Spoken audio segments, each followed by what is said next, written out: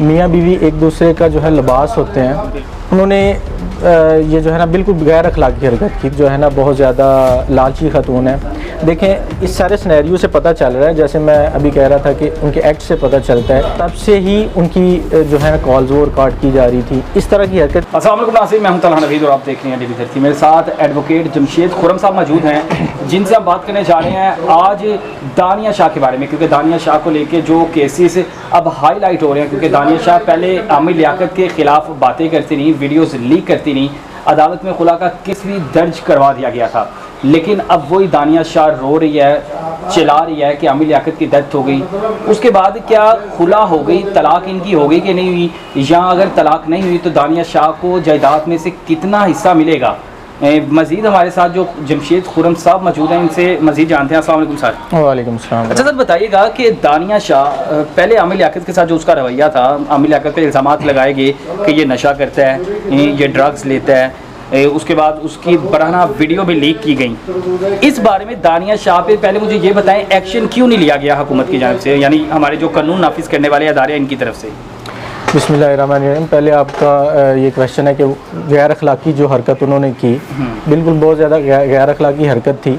मियाँ बीवी एक दूसरे का जो है लिबास होते हैं, बिल्कुल उन्होंने ये जो है ना बिल्कुल गैर अखलाकी हरकत की। दूसरा आपका क्वेश्चन है कि गवर्नमेंट ने उनके ख़िलाफ़ क्यों एक्शन नहीं लिया। ये गवर्नमेंट ने एक्शन नहीं लेना होता। जिस बंदे के ख़िलाफ़ जो है ना वो इस तरह की गैर अखलाकी वीडियोज़ शाया की जाती हैं, अदालत में उसने रिजू करना होता है। बिल्कुल वो रिजू करता है कि जो है ना मेरी इज़्ज़त के ऊपर जो है ना वो हमला हुआ है, गवर्नमेंट ने इसके ऊपर जो है ना वो। सर मेरा मकसद ये था ना, देखें ना, आमिर लियाकत जो थे वो आम शख्स नहीं थे। आमिर लियाकत एक सेलिब्रिटी थे, पाकिस्तान का एक नाम थे, पूरी दुनिया को रिप्रेजेंट, पूरी दुनिया में पाकिस्तान को रिप्रेजेंट करते थे।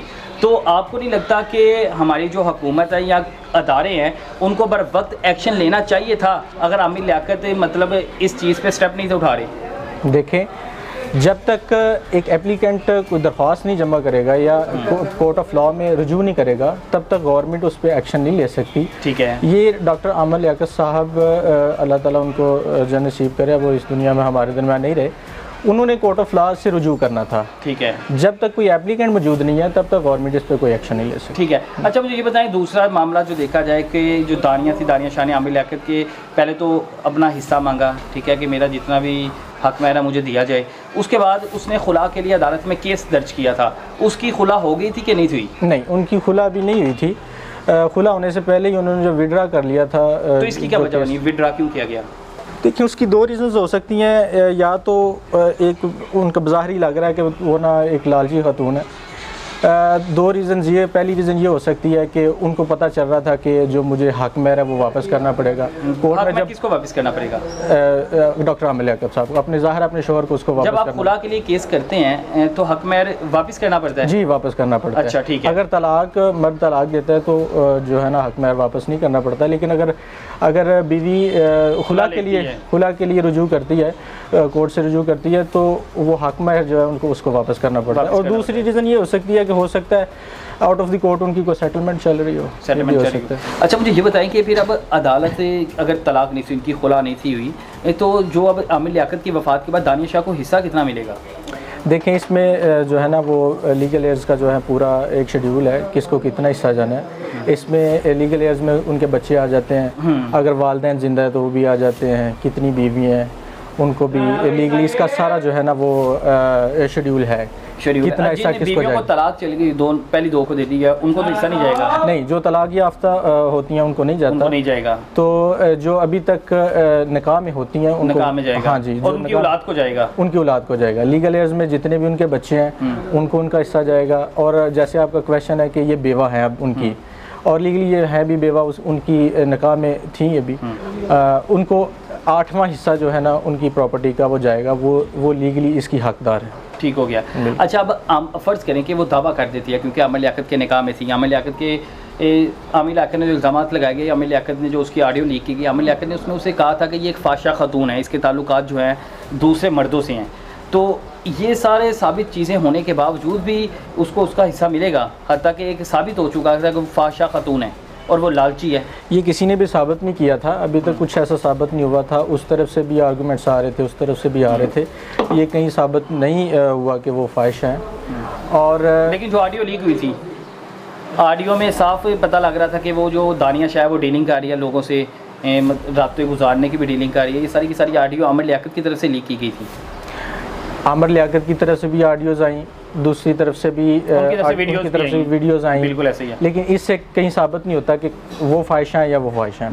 और अगर कोई ख्वाहिशा है भी है तो इससे कोई फ़र्क नहीं पड़ता। क्यों फ़र्क नहीं पड़ता कि लॉ ने जो है ना उनका हक जो है वो वाज़ह कर दिया हुआ है, बेवा का उनको हक आना है। जब तक वो निकाह में हैं, उनकी बेवा है, उनको उनका हिस्सा आना है। अच्छा, हाँ। आप मुझे ये बताएं कि अगर फ़र्ज़ करें वो दावा कर देते हैं, दानिया शाह इस चीज़ का दावा कर देते हैं कि मैं प्रेग्नेंट हूँ, यस, ठीक है, प्रेग्नेंट होने का दावा कर देते हैं, तो उस औलाद को भी हिस्सा जाएगा? पहले तो उसे दावा तो उसने किया हुआ है, मेरे इल्म में है कि वो कहती है कि मैं प्रेग्नेंट हूँ। बिल्कुल। अगर खैर वाफियत से वो माँ बनती हैं, बच्चा जो है ना वो इस दुनिया में आता है, जो भी वो लीगल उनका होगा, ठीक है, उनको भी लीगल एयर्स में बराबर का हिस्सा मिलेगा जितना बाकी लीगल एयर्स को मिलेगा। और जो मदर का हिस्सा होगा वो फिर भी 8वां हिस्सा ही रहेगा। 8वां हिस्सा रहेगा। बज़ाहिर आपके ख्याल से कि दानिया शाह एक कैसी खातून थी, क्योंकि सोशल मीडिया आप भी यूज़ करते रहे हैं, आपने तहकीक भी की है इस बारे में, आपके ख्याल से कि दानिया शाह कैसी खातून थी, उसका क्या मेयार था और आगे वो क्या करेगी? अब किसी के करैक्टर पे असेसमेंट ही की जा सकती है हालात वाक़यात को लेके। गैर अखलाकी हैं और जो है ना बहुत ज़्यादा लालची खातून है।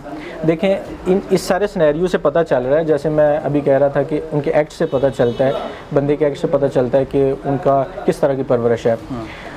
जब से उनकी शादी हुई थी डॉक्टर आमिर लियाकत साहब से, तब से ही उनकी जो है ना कॉल्स वो रिकॉर्ड की जा रही थी, इस तरह की हरकत की जा रही थी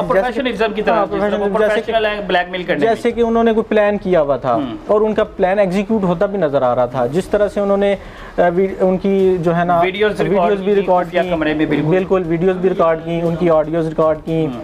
उसके बाद उनको आखिरी कॉल जो सर वो भी रिकॉर्ड, आखिरी कॉल आमिर लियाकत, बिल्कुल आमिर लियाकत की, दानिया शाह की वालदा ने आमिर लियाकत की। हाँ जी, उनके जो ये एक्ट्स हैं ना उससे पता चल रहा है कि वो प्रोफेशनल और प्री प्लान कर रही थी, सब कुछ सारा कुछ कर, इससे वाज़ह हो रहा है।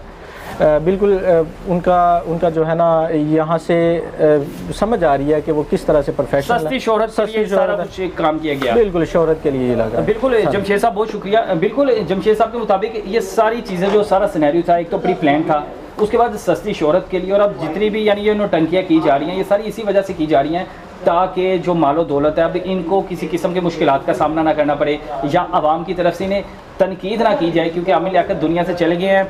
जीते जी तो उनकी कदर नहीं की गई, लेकिन मरने के बाद रोया जा रहा है और चलाया जा रहा है कि मुझे आमिर लियाकत अकेला छोड़ गए हैं। बाकी जो आप कमेंट सेशन में अपनी राय लाजमी दीजिए, इसी के साथ अपने मेज़बान तलहा नवीद को दीजिए इजाज़त, फिर मिलेंगे। अल्लाह हाफ़िज़।